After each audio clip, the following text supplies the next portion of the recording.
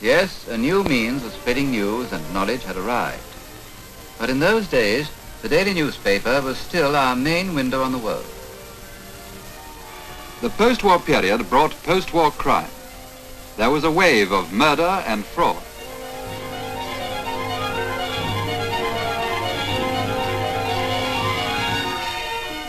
The papers carried the usual spate of prophecies.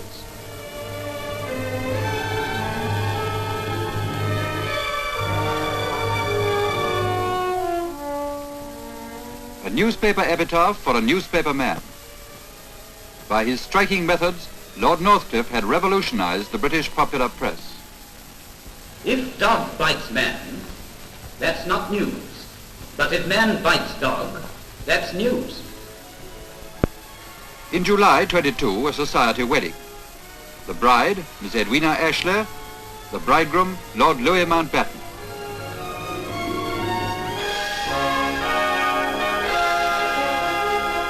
The best man was the Prince of Wales.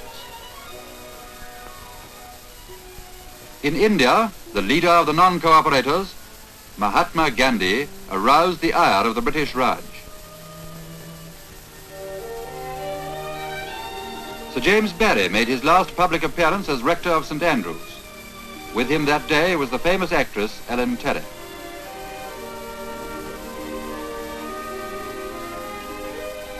A memorial was unveiled to a popular comedian.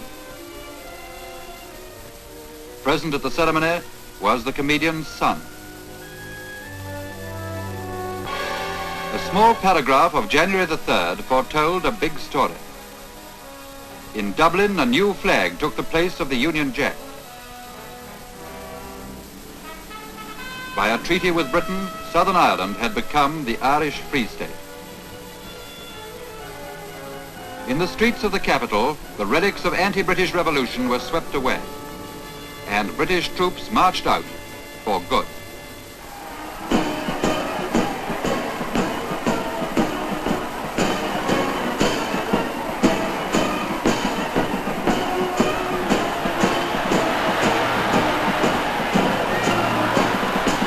The Free State formed its own army, and Ireland's hero of the days of trouble, Michael Collins, became its commander-in-chief.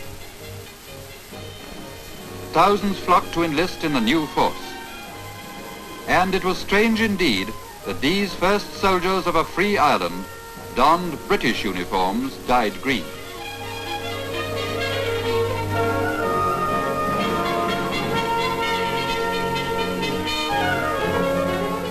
A new army marched in the British Isles, an army which did not swear allegiance to the British crown.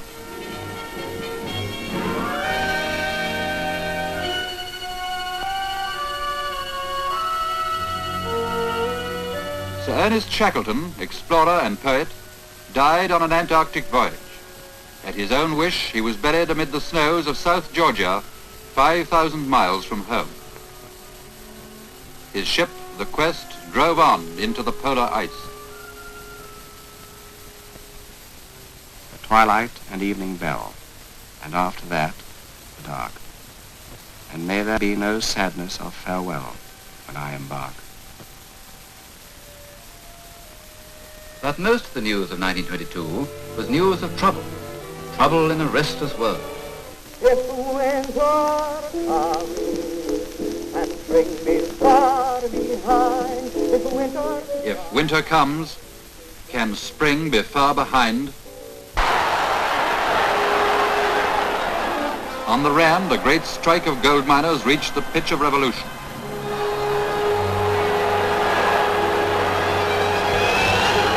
Trouble in Africa and trouble in Turkey.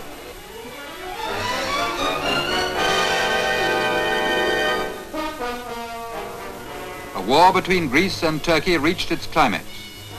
Suffering overwhelming defeat, the Greek army was in full retreat. After its capture by the Turks, the city of Smyrna went up in flames.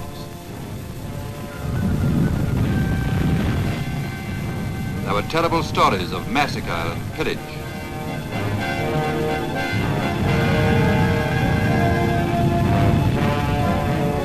The roads of Asia Minor were flooded with refugees fleeing from the advancing Turks. the world was given yet another demonstration of the suffering and misery of war. The Red Cross rushed in supplies for the stricken thousands, but their need for food far outstripped the supply.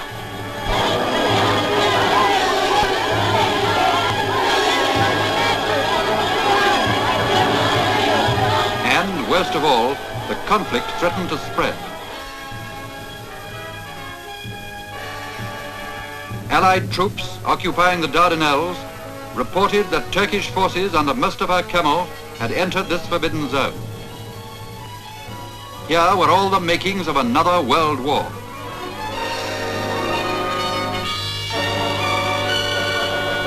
Detachments of the Guards were hastily shipped from British ports. Warships rushed to the straits. In Constantinople, only the presence of large Allied forces maintained an uneasy peace. Trouble in Turkey and trouble in Ireland.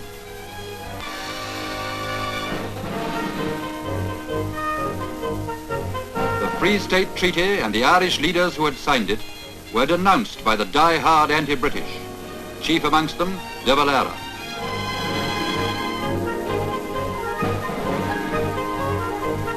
Those who had won their freedom were now faced with civil war. Michael Collins and the Free State government struggled to keep the peace, but in vain.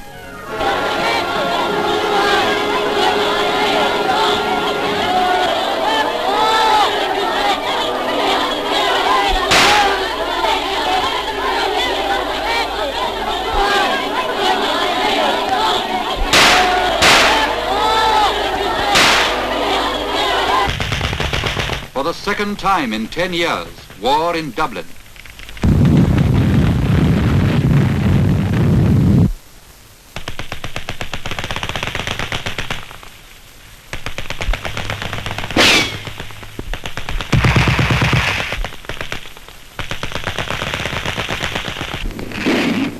Once again, the Irish fought the Irish. Brother against brother, father against son. The climax came when government forces attacked rebels who had seized key buildings in the city.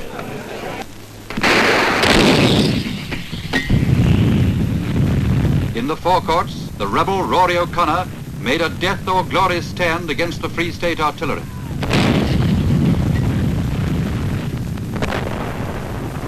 Blood and bullets, fire and murder.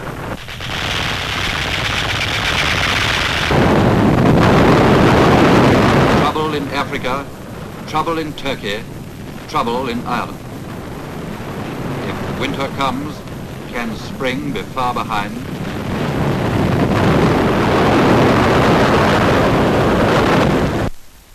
Across the Atlantic, in the United States, President Harding, voicing the yearnings of the world, coined a new word: normalcy. What we want is not heroics, but healing. Not nostrums, but normalcy. Not revolutions, but restoration. In Britain, the demand for normalcy brought about the downfall of the coalition government. Where was the peace with prosperity? Where the land fit for heroes? The Prime Minister's rash promises had been unfulfilled. David Lloyd George had been a cabinet minister for 17 years, the longest term of office in modern times. Now this term was drawing to an end. After a meeting held at the Carlton Club, the Conservatives split from the coalition. For Prime Minister Lloyd George, it meant resignation. For the nation, a general election and a return to party politics. The Conservatives were led by Mr. Bernard Law. But the real force behind the drive was a newcomer. The London Times said, "It is strange that so simple and modest a man as Mr. Stanley Baldwin should have so important a share in the making of political history." After his resignation, the Wizard of Wales put up for re-election. this time as leader of the Liberal Party.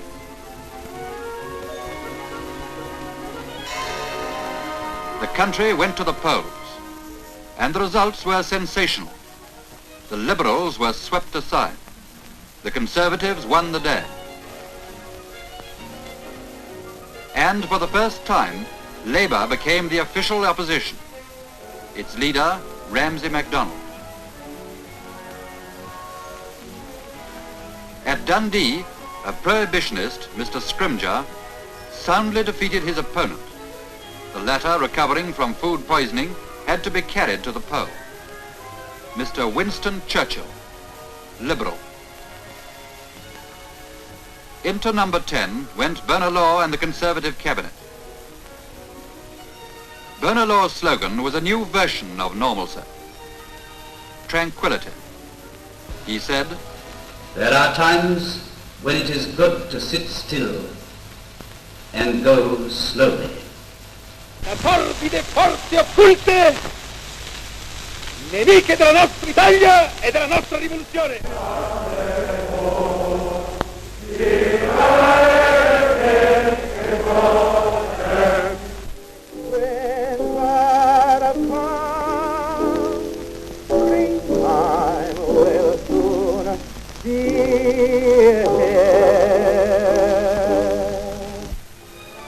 Gradually, people began to realize that there could be no getting back to normal. The reaction of some was to give up, go out and enjoy themselves.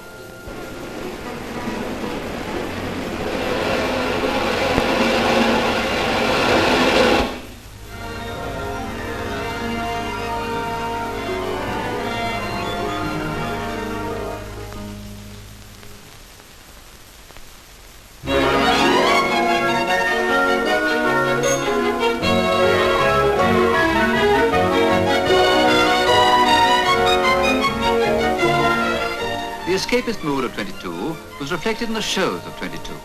Gay, frivolous dancing trifles like Snap, Fifi, and Whirled into Happiness.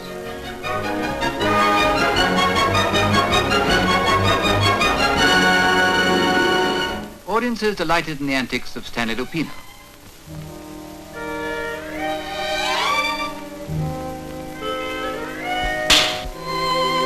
Gertrude Lawrence and Herbert Mundin, later a popular Hollywood star.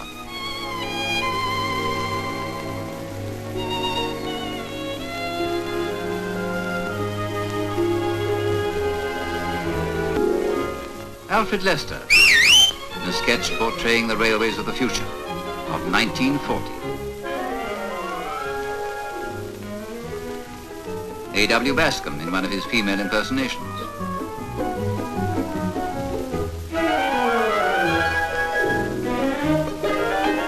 Billy Merson shaving Tom Walls in Whirled into Happiness.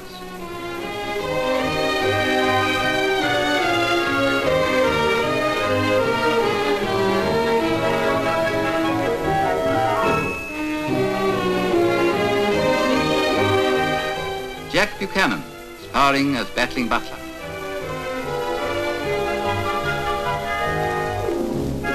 Nelson Keys showing off the latest dance steps.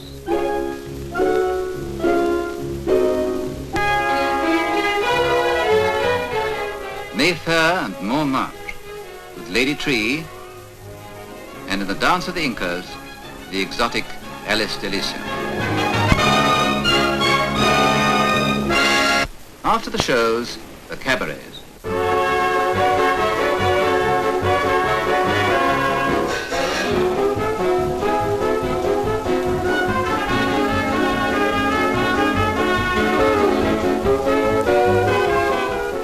In the post-war years, London's nightlife boomed, dining and wining to the early hours, watching the dancing of Cicely Courtnidge,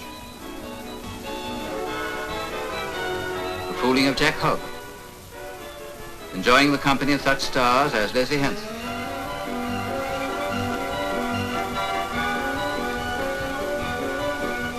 But for some, theatres and cabarets were not enough. Their craving for escape could never be satisfied. And so came the nightclubs and the cocktail parties, saxophones and jazz.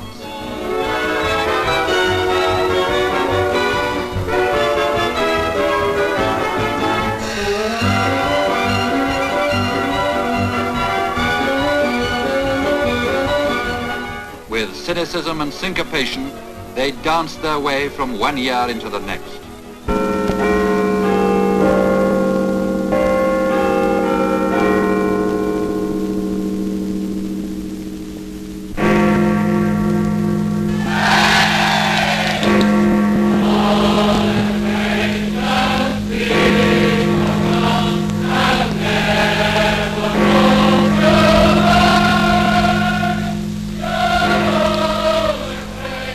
So they said goodbye to 1922, hoping that perhaps 1923 would bring back the good old days, the normalcy they so desired.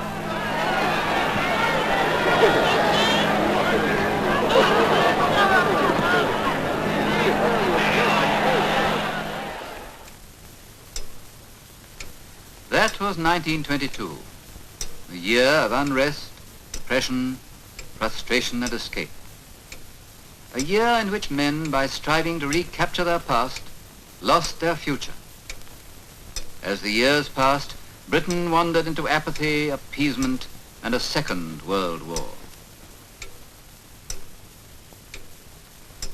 And we, in our post-war world, do we yearn wistfully for the past, for the old and the accustomed? Or are we facing up to the future, to the new and the untried?